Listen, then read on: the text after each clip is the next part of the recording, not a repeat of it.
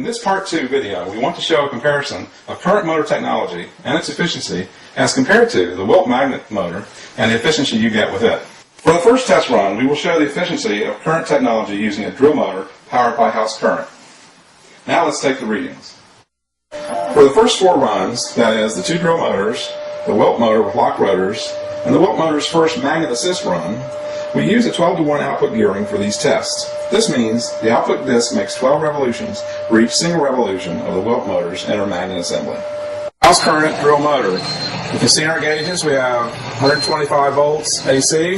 The amps are, amp gauge is 2 on the scale 0 to 6, and the RPM is about 70 RPMs. So in summary, for our house current drill motor run, we had 125 volts in, 2 amps in, our input watts calculated to 250. Our output watts were only 0.31, and our overall efficiency was only 0.12. If this is our second run, the drill driven by battery power. The battery drill will drive the output load, and then we will measure the power inputs to do this work. In this run, we will measure the voltage of the battery on the yellow gauge, and notice that throughout the run, the battery voltage stays the same, and that the battery voltage has not been depleted by the run. For the battery-powered drill motor, we can see that the RPM is 125, the volts is 12.6, and the amps is 2.7. Okay. In summary, for the battery-powered drill motor run, we had 12.6 volts in, 2.7 amps in. Our input watts are 34, our output watts was just 1, and our overall efficiency improved in this run from the last to 2.9. Now we will begin our runs using the Wilt motor and its components. The first run is a locked rotor run, which means we're going to use just the power of the solenoids to move both the inner and outer magnet assemblies. We will lock the rotors together with a screwdriver. The values we get from this run will give us a set of baseline values to compare against the runs which follow. The motor locked rotor run. You see the volts equals about 12.5, the amps are 2.7, and the RPMs is about 115 to 120. Okay, this is our first Wilt magnet motor run, the locked rotor, which is the baseline for the other runs for the Wilt motor. The input volts was 12.5, 2.7 for the amps, input watts 33.7, our output watts 0.9, and our efficiency 2.7, about the same as the drill motor with the battery. This is the first run with the Wilt magnet motor, where we will see how magnet assist makes for a more efficient motor than current technology in motors using batteries or house current. This run is the Wilt magnet motor with 12-to-1 gearing. You can see in the gauges we have 12.5 volts, 2.7 amps, and roughly about 160 RPMs on the speed.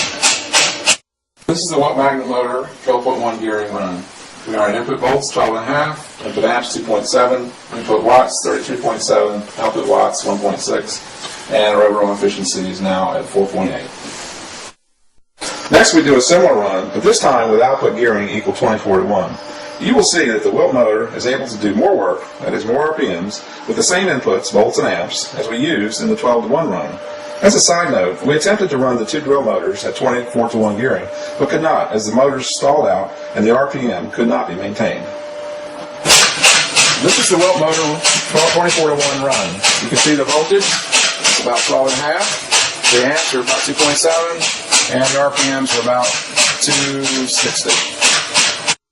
Data collection for the Wilt magnet motor 24-to-1 run, and the input volts 12.5, input amps 2.7, input watts 33.7, our output watts are up to 4.3, and our efficiency is now up to 12.6%.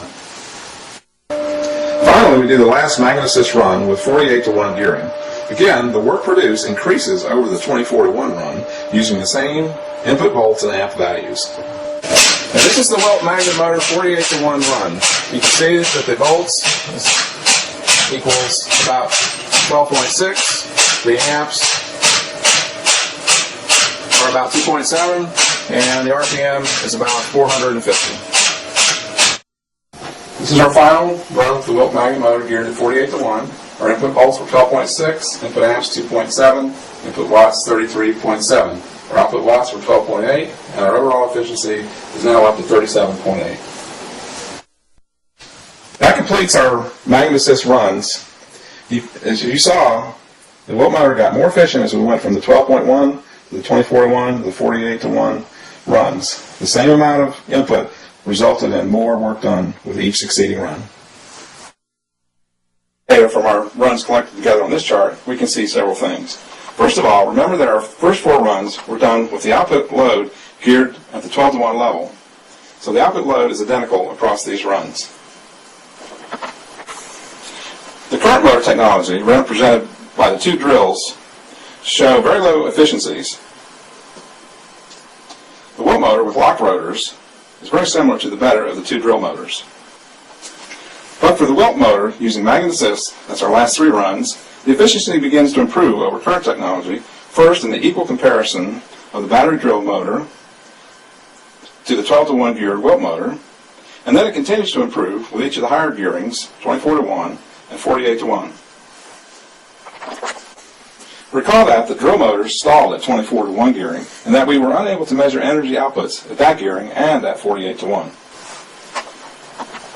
Wilt motor, notice that these improved efficiencies and power output values occur with no increase in input energy as the volts and the amps input values remain constant. The best Wilt motor run using 48-to-1 gearing is 37.8 over 2.9, which equals 13, times as efficient as the battery-powered drill motor. So there you have it. Today, we have demonstrated for you the following. The Wilt motor is much more efficient than current technology drill motors. And when running the Wilt motor with output loads at 3 different gearing values, 12-to-1, 24-to-1, and 48-to-1, the motor provides the most output and is most efficient at the highest gearing, which creates greater workloads. This is a great advantage over current technology motors, which become less efficient as they work harder and heat up. Here's our power output versus RPM graph. You can see that with the drill motor, we have very low power output values, as the numbers showed before. As the RPMs go up for the Wilt magnet motor, you see that the power output goes up, and it's a slightly exponential function, which is a good thing. This is our efficiency versus RPM graph. Here on the left we have efficiency, and across the bottom RPM. Again, the drill motor shows very low values of efficiency, and the Wilt magnet motor, as we go up from the 12, 24, and 48-to-1 gearings, gets better and better as the RPMs increase. Again, this is a slightly exponential function, which is a great thing. As we look to the future, the company is thinking about 3 things. First, to obtain research and development money, or even an outright purchase of the technology. Second, we'd like to try high-powered neodymium magnets in the motors. And thirdly, we'd like to develop our first practical application, which would be a golf cart. After we filmed all the material you've seen thus far, we did some more testing. We'd like to show you one final run and its results. All the runs you have seen so far were designed to make the power inputs as even as possible between current technology motors and the Wilt motor. To get this, we restricted the solenoids to about 30% of their potential. Then, operating way out from the center. In this last run, we let the solenoids operate at full potential. We operated them close to the center where they're getting all the power, or the most power for the time on. We have also added a second disc to the output load. On this run, we geared ratio to 96-to-1. Make it work harder. We're noticing now we're at 1500 RPMs, and our amps is 2.7, and our volts is 12.5, 12.6. 1530 RPMs, 1540 RPMs, amps is 2.7, 12.5 on our battery volts.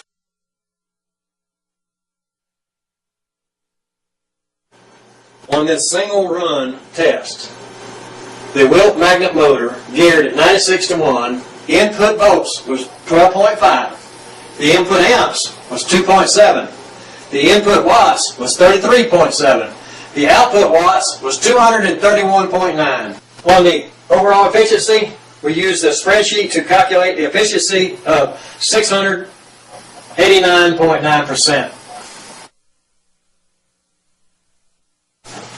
You may be surprised that the Wilt motor uses less energy than it produced and is more than 100% efficient. This is not perpetual motion, but is simply tapping a potential energy inherited in the magnets as they repel each other.